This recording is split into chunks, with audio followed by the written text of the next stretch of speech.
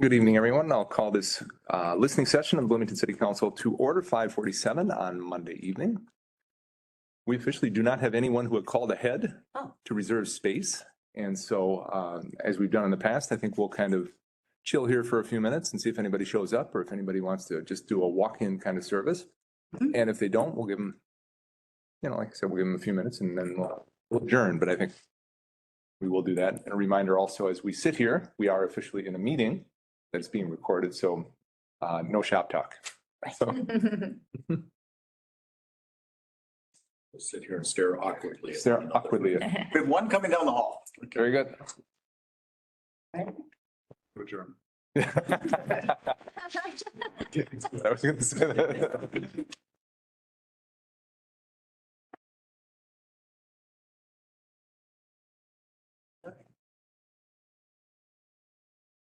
Are you here to participate in the listening session or listen to the listening session? All right. Well, we don't have anybody signed up, so we were hopeful that you might fill a gap for us, but. Okay, if you would like, come on in, sign in, identify yourself for the record, and we'd be happy to.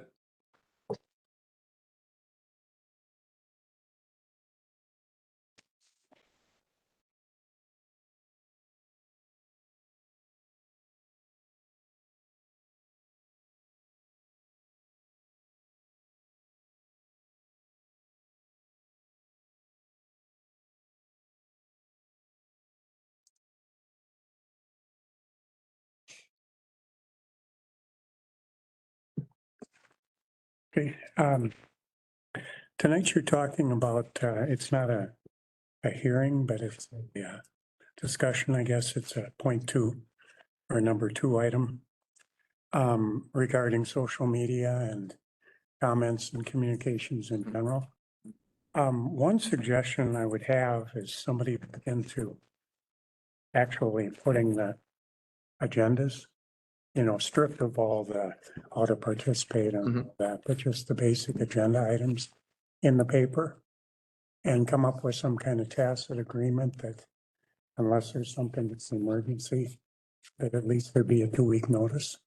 Because I don't think if you go to the basic website for the city, it's hard to find the city council to begin with, and then you have to drill down considerably to get to meeting agendas and so forth.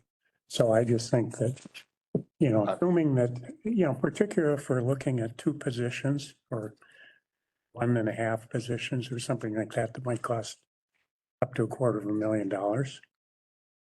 I think we could get a lot of that accomplished without any change other than whatever it costs to post something here.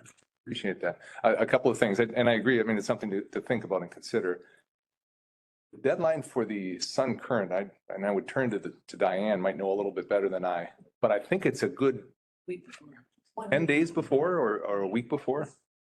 And typically, if you were to give them a copy. Yeah. Okay. Yeah, they work like a week in arrears, and our council agendas aren't necessarily set in stone that far in advance. But it would be possible that we could at least do a shell or talk about what we might be talking about, but I don't. Could we work to make it met a goal of having it set at least 10 days in advance? Well, that's because for people to change their schedules, if people that work for a living, it's tough to get here. I worked 45 years and pretty much left this on autopilot. And I've learned a lot in coming the last year, but I don't think most people have any idea of the range of topics that are discussed. And I would bet that 80% of the city has never seen an agenda. A good example is when the smaller lot size came up. And I wasn't a part of any of that. I just talked to some of the principals that had kind of led the charge. And they found out about it on Thursday night and had to marshal all the forces to show up by Monday night. That's not a lot of time to get a whole section of the city. And just one second, I want to hear what Jamie had to say. Sure. So- Mr. Mayor and council members, thank you. I think it's as the mayor said, something that we can think about. We do have an idea of what's coming, more than just Thursday before the meeting. So I think it is a possibility that we could put like a tentative agenda. Yeah. Because often we have items that are changing at the last minute, they're getting something. But the other thing that we can do is also promote our e-subscribe list even more than what we do. We have, Diane, how many people do we have on e-subscribe now? 23,000, or is it even higher? More than 30,000, right? And so that really is the best way for us to get information out. And so that's another way we could do it and save the cost of putting space into the newspaper, because last I checked, the Sun Current is still trying to make money. So I know they're going to charge us for every inch that we use for posting the agenda. So, you know, we'd probably try to find a way that we could get as much information out and try not to drive up the cost of doing it. And I'm going to push back a bit on it's hard to find the information. So literally on the front page of the website, if you scroll down, there's a link that says city meetings. Literally right on the front page, and Patrick's going to find it for you and show it to you. And by clicking, This is the link I always use. Yeah. yep, and that's the one I always use. What I used to. Yep. And to jump to that, and then it shows all the city meetings. Okay. It jumps to all the city meetings, so it's not, limited to only that. I'm just pulling up whatever Google says. Oh, oh my goodness, don't Google. Bloomington, Minnesota website. And what that pulls up. Yeah. Has 8 categories, none of which are these. Yeah. That's probably. I definitely hear what you're saying though, in terms of lead time. And, you know, give people. Agreed. So we can tell you what, Mayor and council members, we can kick it around and talk to our communications folks and Okay. if there's something we can do. Councilmember Carter, you had a question or a comment, and then Councilmember Nelson. Yeah, I was just gonna ask about cost in the Sun Current, but then also suggest that if we were to go down that path, that I like the idea of having like the e-subscribe. And then also, like, I don't know if it's possible, but to put any public hearings that are like, to put the notices alongside the agenda. So it's all kind of in one spot.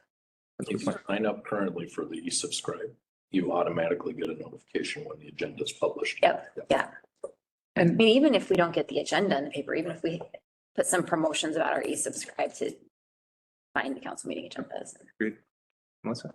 Mayor, I was just going to add that all of the public hearing notices are on our website. If you go just our website address /notices, all of our notices are there with links to the agenda, ordinances and resolutions and all that. Okay, and maybe to clarify all of this and to make it easier to find and more accessible. The only thing I'd add is that I think part of the conversation that we've been having regarding what you're saying about people getting notice about some major issue that maybe a lot of people would be interested in is trying to get that into the briefing before the decision is made more often than we have been in the past, I think. So that I think that's a good point, because the briefing we know is a tool that's used by a lot of people. Yeah. So you have a copy and with you as well. And so, you know, talk about it during the process, so it's less of a surprise once it gets to hearing. Because a lot of these things we work on for a year or more, and then people are surprised about it. So I also think it's one of the big moves we've made to do all of the meetings in the chambers on TV. Yep. So instead of having study sessions back in the Hague that almost nobody knew about, you know, people can watch all of those and see them as we deliberate through all those steps. So I think just trying to emphasize your points. I think No, I appreciate that. And I think, I mean, all of this kind of brings up, we've got a lot of tools in our tool chest. And I think that's one of the things we're going to be talking about later this evening, all the different tools that we do have to try and be as open and as transparent and get as much information into the hands of residents as possible. Whether it's e-subscribe, our website, our social media, the Sun Current, there's a lot of different tools that we use, and we can keep looking at ways to use them, because I know there's a lot of different ways that they could be used. Okay. And do you expect that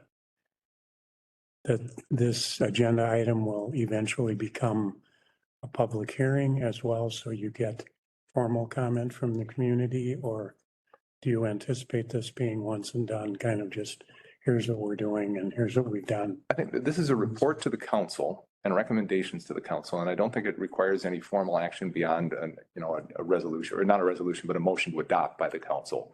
So my sense is, Had not anticipated doing that.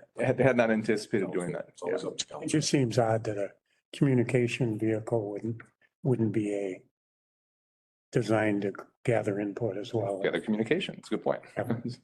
It's a decision only. But One last point, and then we need, Excuse me, at the risk of piling on, and I didn't mean to, there's a short web code for our website. It's blm.mn.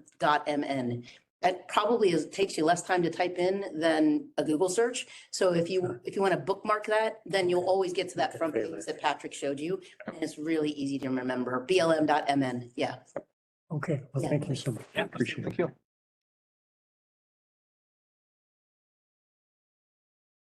Here to listen or to contribute? Actually, I was gonna talk to council. Oh, okay. Just be tied up in traffic or something, but. All right.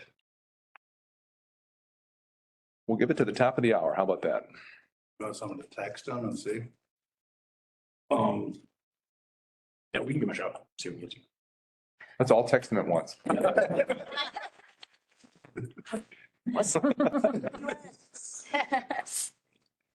talking about.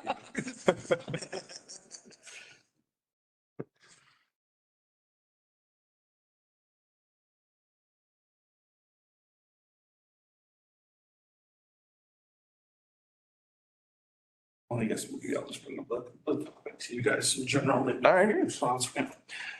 Need you to sign in and state your name for the record. Is there a pen? Thanks, sorry. Wasn't anticipating talking. Wondering.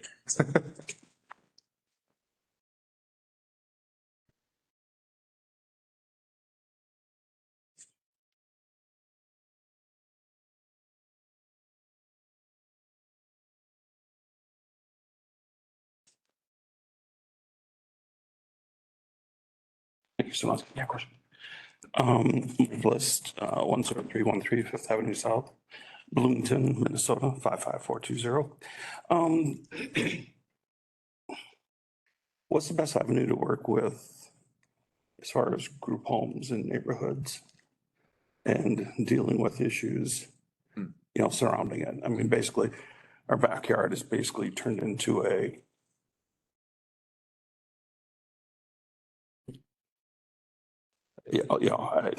a bit of a mess, just with behaviors.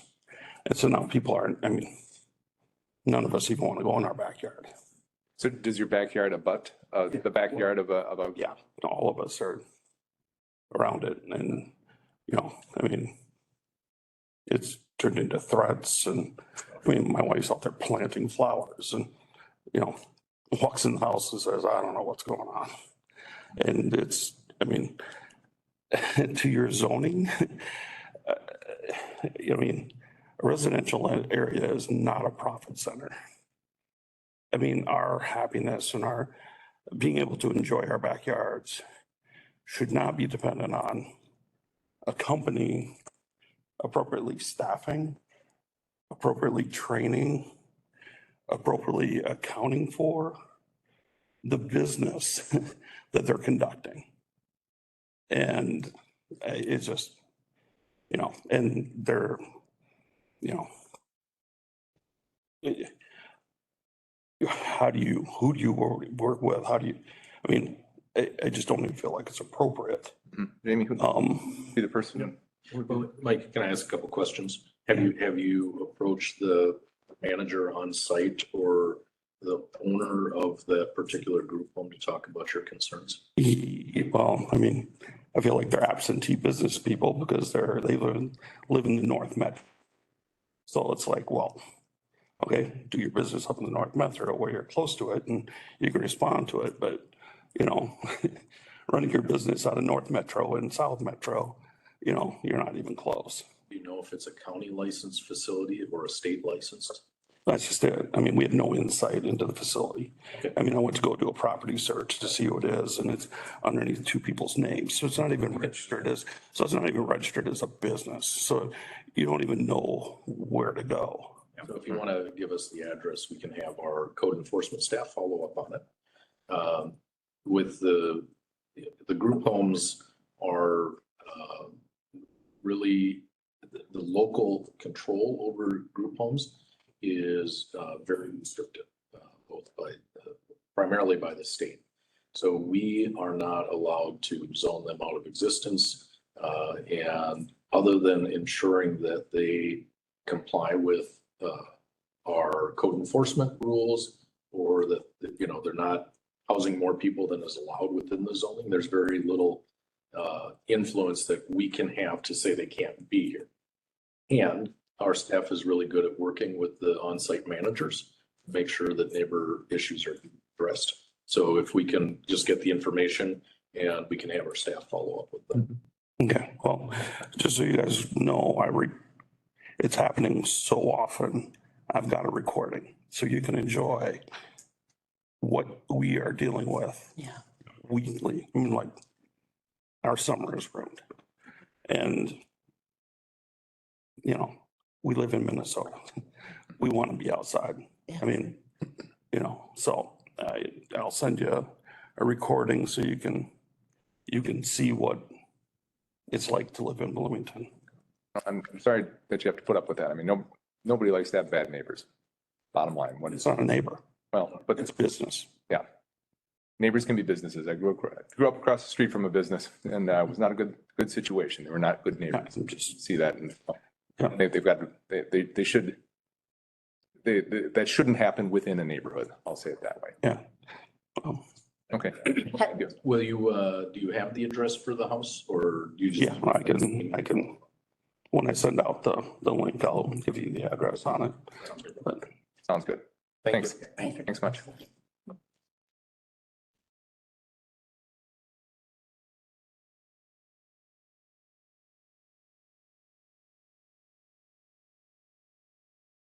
Right. Now we'll give it to 6:05. See if anybody shows up.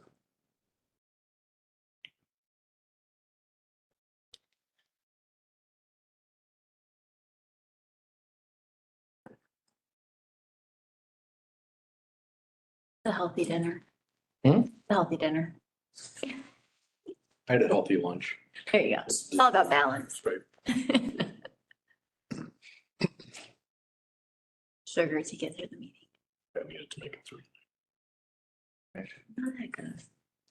Council, there's no one else here. I look for a motion to adjourn our listening session and head downstairs and prep for the council meeting. Second. Motion and a second to adjourn. All in favor? Aye. Aye. We are adjourned. Thank you very much.